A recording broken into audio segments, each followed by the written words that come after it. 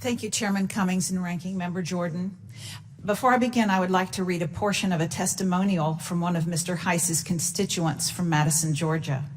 She writes, I co-own a small business in Madison, Georgia. When Obamacare was first passed, we were one of the businesses that lost our health care coverage. When finding new coverage, my insurance went from $385 a month to $643 due to the fact that I'm a female, which is an increase of 67%. I'm beyond childbearing ability, but I still have to have maternity coverage. Mr. Chairman, I ask for the unanimous consent that the full statement be entered into the record. Without objection. Thank you, and thank you all for being here today. It has been over 9 years since the ACA has been signed into law. We all know that when a law is enacted, that often there are kinks or problems that need to be worked out and issues that need to be resolved as we move forward. However, the Obamacare has had countless issues since its enactment and has harmed health care for citizens across the United States. Republicans have been saying for years that we need a fix for this program to decrease the premiums, stabilize the market, increase access to care, and to protect those with pre-existing conditions. Now my colleagues across the aisle have decided to abandon this program completely and chase after a single-payer system, which would further increase health care costs on taxpayers and inevitably decrease access to care for people who need it the most. In West Virginia, enrollments in our exchange has decreased. While many are now enrolled in employer insurance due to the booming economy, many have cited high deductibles as a reason for going uninsured.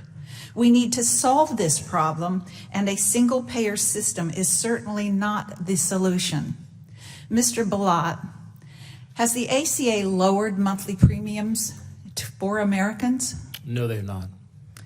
In fact, how much have premiums gone up for Americans on average since this law was enacted? It's been significant, and it's been a range depending on the part of the country that they're in, but it's been 200 to 400% in some cases. That's terrible. How has the ACA kept deductibles the same or lowered them for our constituents? Outside of the exchange or within the exchange? Within the exchange. The lady suspend. Shmola, you okay? Whatever, listen to me. Your health is number one. Whatever you need, let us know. All right, okay. All right. Thank you, Mr. Chairman. The premiums within the exchange have been, they've gone up probably closer to 60, 70%. But outside in the private market, they've gone up substantially more. Thank you. It sounds like what the goals for the ACA intended to be have not really been enacted. How has the current administration helped ensure Americans to have increased access to health care? Well, I think some of the examples have already been given. People have talked about fixing the ACA, and I think some of the measures that have been mentioned are attempts at fixing it, such as the opioid, HIV, and kidney initiatives. It looks to be that the White House and the administration are looking to improve upon the ACA's foundation. But they've done other things as well. The executive order that the president put out in 2017 that would expand the already existent short-term limited duration plans, insurance health plans, extending those for those that may be in transition longer than the amount of time that was initially prescribed, helping people who are losing jobs, having to move, that are going through a divorce. It's allowing them more time to go through that transition period. Association health plans was another solution that was put out there, and they experienced great success. And some reports were showing that there were double-digit savings, that people were able to pool together and buy employer-style business health plans. That was another good innovation. And then the HRAs, the health reimbursement arrangements, that will become effective January 1st. That will allow the individual market to come back, because that went away effectively when the ACA was first implemented. Employers will be able to dedicate defined amounts of funds that are part of their compensation plan for the employee to go out and be a consumer of what fits them and their family the best. Thank you. Mr. Chairman, I'll yield back the rest of my time to the gentleman from Texas. That's, sorry. Well, You got 5 seconds. sorry.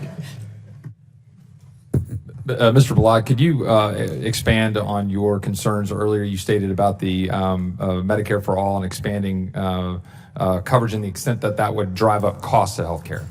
Time has expired, but you may answer the question. The cost of healthcare continues to go up. The more that we've had the government involved in trying to fix this entity, this industry, the more we've had the cost to go up. And we see the same thing in higher education. The more the federal government has gotten involved, the higher tuitions have become. We've seen lots of technology, new televisions, iPhones, that aren't heavily regulated, but those prices go down. Yet when the government is involved in an industry, those prices go up.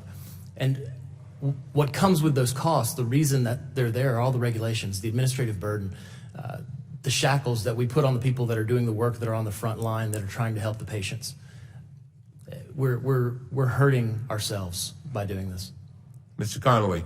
I thank the chair, and good Lord, Mr. Balad's comments about the role of the federal government, that would come as news to a lot of universities and colleges.